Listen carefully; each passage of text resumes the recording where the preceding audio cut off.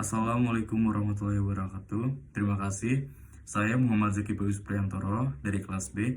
Di sini saya akan mempresentasikan hasil jurnal yang saya bikin, dan di sini saya akan membacakan hasil jurnal saya, yaitu tentang dinamika media massa sebagai aktor publik, kasus pemilihan umum yang terjadi di Indonesia.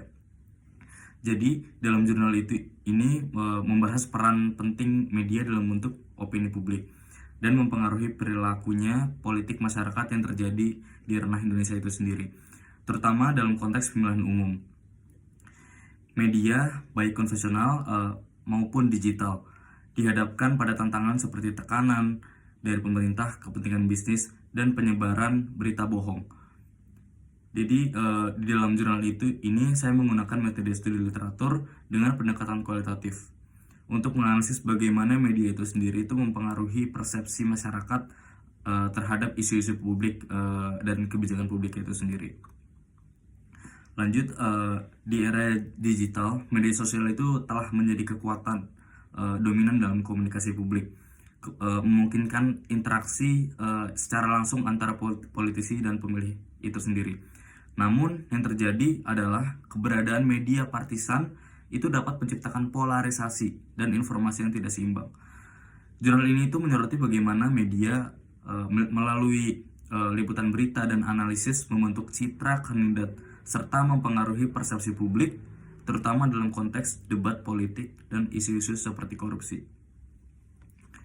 Selain itu sendiri, jurnal ini juga mencatat potensi media sosial dalam meningkatkan pengetahuan politik masyarakat, meskipun tantangannya itu seperti berita hoax itu masih terjadi atau masih ada sampai sekarang. Dengan media yang tidak hanya berfungsi sebagai saluran informasi, tetapi juga sebagai agen pembentuk opini yang dapat meningkatkan partisipasi publik. Lanjut, di latar belakangnya, di dalam jurnal saya, latar belakang ini berfokus pada peran media massa itu sendiri dalam konteks politik di Indonesia, yang dimana terutama menjelang pemilihan umum.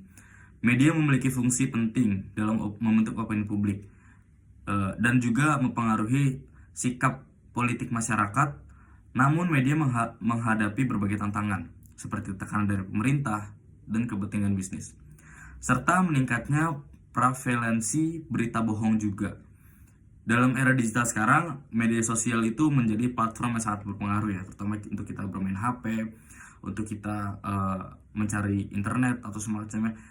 Jadi dari tahun-tahun sekarang atau di era modern seperti ini tuh sudah menjadi halayak umum untuk kita menggunakan media sosial. Media sosial ini memungkinkan interaksi langsung antara politisi dan masyarakat. Transformasi ini membawa konsekuensi bagi dinamika komunikasi politik di Indonesia yang sebelumnya didominasi oleh media konvensional. Dan secara keseluruhan, pembahasan dalam jurnal ini itu menunjukkan bahwa meskipun media memiliki potensi yang besar dalam membentuk opini publik dan meningkatkan partisipasi politik, tantangan yang dihadapi dalam mempertahankan integritas itu dan objektivitas itu, media itu harus tetap diatasi untuk memperkuat demokrasi yang terjadi di Indonesia. Terima kasih.